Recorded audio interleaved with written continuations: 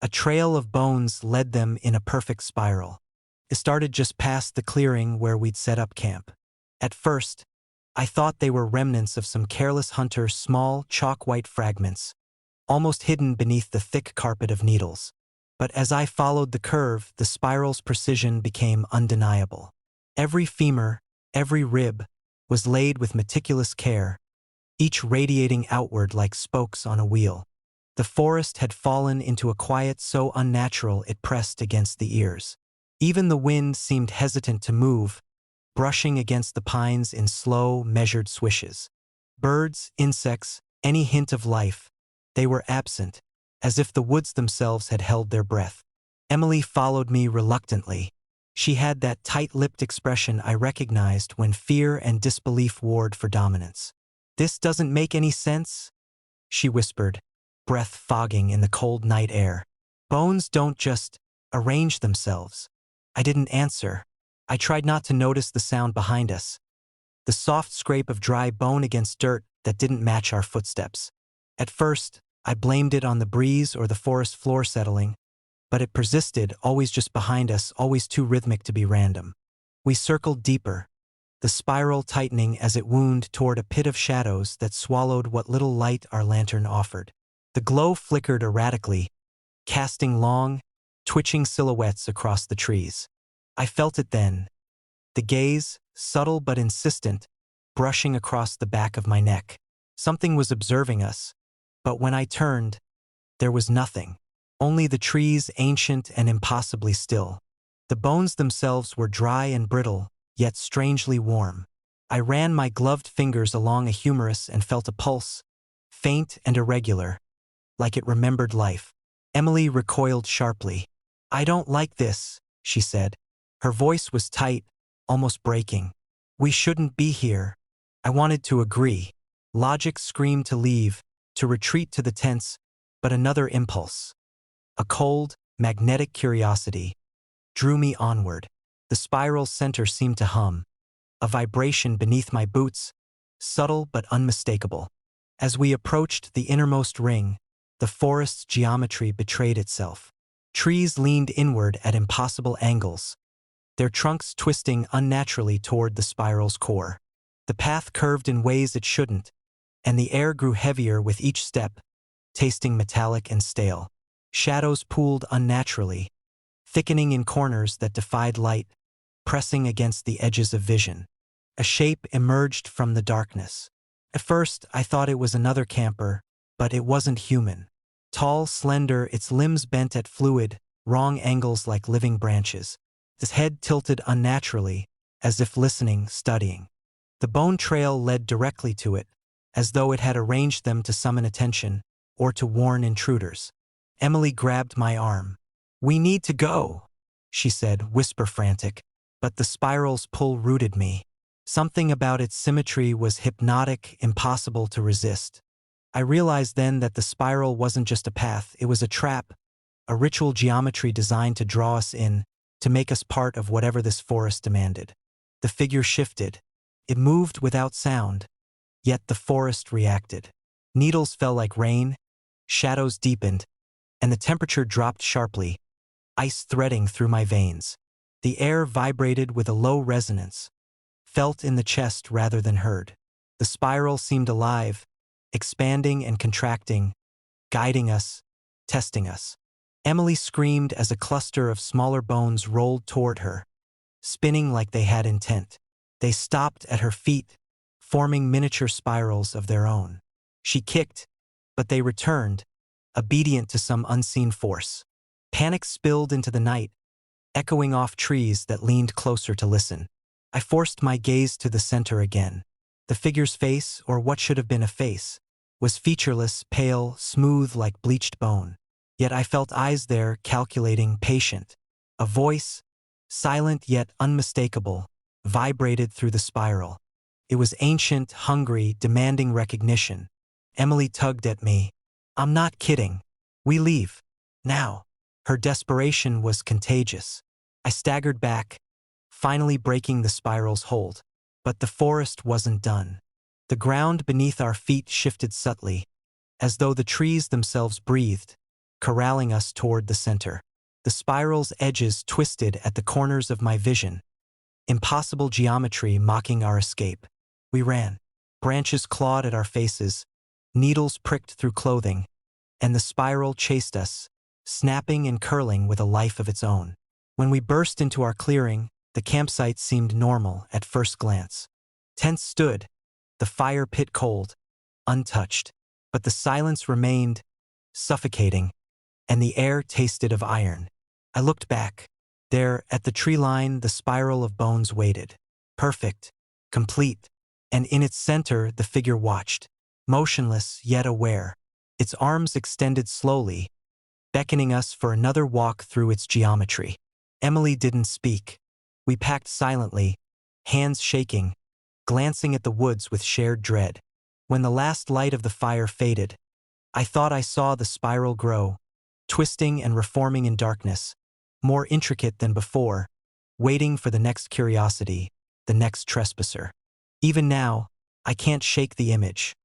The pale, featureless figure at the center, bone-white hands outstretched, and the spiral radiating endlessly, perfect in its pattern, impossible to resist, eternal. I feel it in the corners of vision, in quiet moments when the world is still. Somewhere in that forest, the spiral waits, waiting for someone to follow it. Their tent was surrounded by mirrors that reflected a different forest.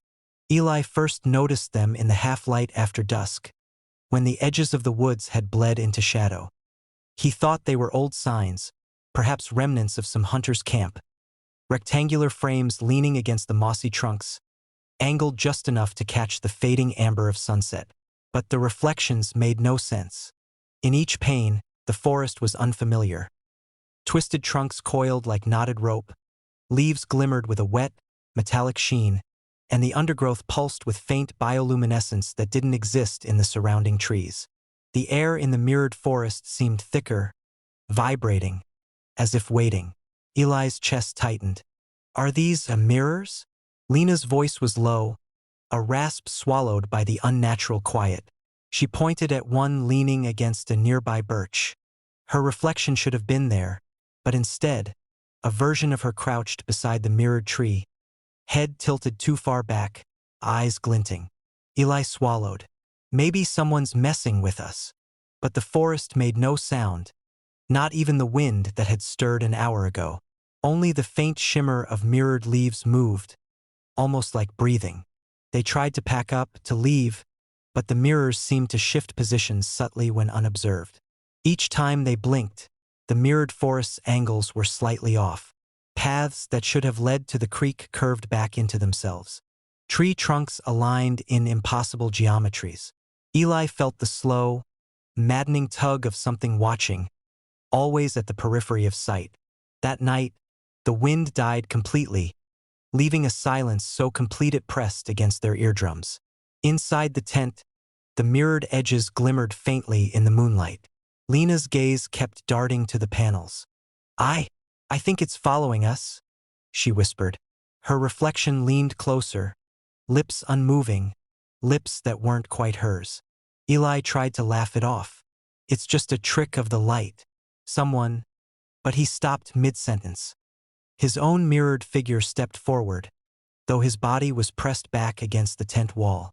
The reflection's hand pressed flat against the glass. It didn't match his movements anymore. Sleep was impossible. Every rustle outside, the snap of a twig, the soft crunch of leaves, made their hearts leap. When they dared peek outside, the mirrored forest shimmered and a shadow slid between the frames, slow, deliberate, always keeping the space between them. By morning, the mirrors had multiplied. Where there had been a dozen, there were now nearly 50, each reflecting impossible angles, each showing the forest in a slightly different state. Some wintered, some burning, some starless and black. The shadows of figures moved among the reflected trees, sometimes pausing to glance at the tent, tilting their heads in unnatural synchrony. Eli grabbed a mirror to smash it. The glass trembled in his hands, unervingly warm, and when he looked into it, he didn't see himself. He saw the forest of mirrors extending infinitely, and in the center, something crouched low, long-limbed, a perfect imitation of them, except wrong, as if carved from the dark between trees. They ran. Branches whipped their faces. Roots caught their boots. Yet the forest beyond the mirrors stretched endlessly, the tent vanishing behind them. When they stopped, gasping, the mirrors were everywhere. Lining the path, hung from low branches, reflecting the wrong forest even in the pale light of morning. Lena's voice trembled. They're in the mirrors. And she froze. Her mirrored self crouched just behind her. Eyes bright and impossibly large, mouth stretching into a grin that didn't reach the eyes. The reflection didn't mirror her movements anymore. It led them, silently, waiting. They tried to leave together, but the forest outside the mirrors seemed to warp, doubling paths, lengthening distances. The sky above flickered, as if the forest itself hesitated between realities. Every step forward revealed more of the mirrored forest behind them, and sometimes, the panels would reflect a tree that wasn't there at all, one they hadn't passed before, its branches twitching like fingers. By the third night, they had stopped speaking. Each mirror seemed to hum softly, a vibration felt through the soles of their feet and the palms of their hands, a resonance that pried at thoughts and dreams alike.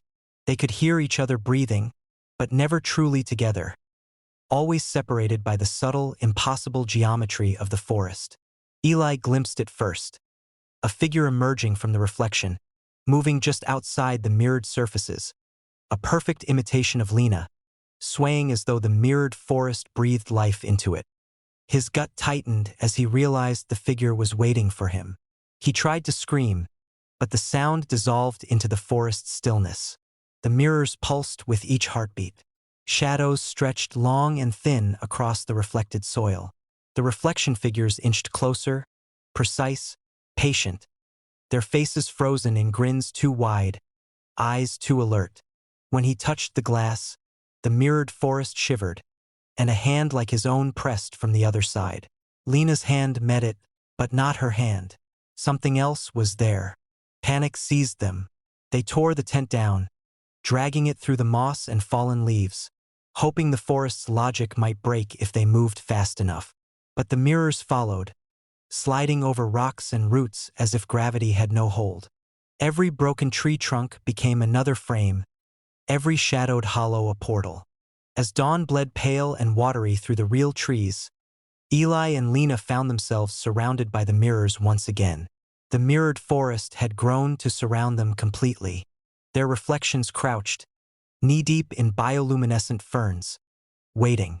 And in one reflection, a figure they had thought was themselves stepped fully into the mirrored light, then paused, smiling. They reached out instinctively. The mirrored figure tilted its head.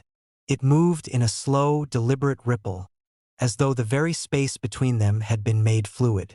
The reflection raised a hand, and the mirrored forest surged, folding, pressing against the tent, until the real and the reflected blurred into one. Eli blinked, and the forest outside the tent was gone. Only mirrors surrounded them now, each reflecting a version of the forest that had never existed. Lena was beside him, but her mirrored self crouched behind a panel, mouth stretched impossibly wide, eyes bright and observing. And somewhere, beyond the warped panes, another version of them waited, patient, breathing. The wind finally returned, a soft sigh stirring the mirrored leaves. Yet the reflections didn't move with it. They only waited. Eli felt a hand on his shoulder, not Lena's. He dared not turn.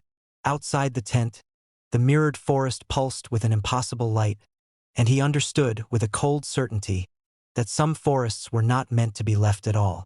And the last thing he saw, through the trembling silver of a nearby frame, was the reflected tent empty, except for them. Or perhaps the versions of them that had already been claimed. The mirrors shimmered faintly in the morning sun, reflecting the wrong forest, waiting for the next eyes to blink.